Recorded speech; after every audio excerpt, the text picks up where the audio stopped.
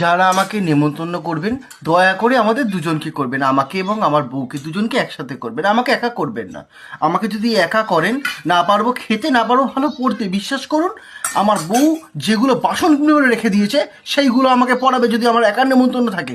এমনকি আমি খেতে পর্যন্ত যেতে দেবেন, আমি খেতে খুব ভালোবাসি বুঝুন, কিন্তু আমাকে বাড়ি থেকে ভর্তি পেট ভর্তি করে খাওয়াবে।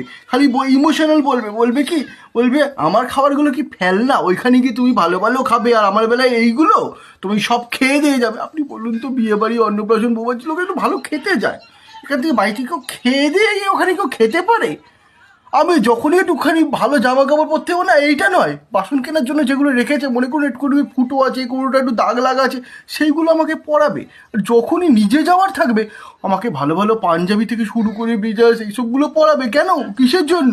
কারণ আমার কি নিজের একার গেলে কিছু না, আমি একা একা একা ঠিক আছে, তোমরা একসাথে একসাথে, হ্যাঁ দাঁড়িয়ে আছে খুন্তি টুন্তি নিয়ে দাঁড়ান, আর বেশি বলা যাবে না। নমস্কার।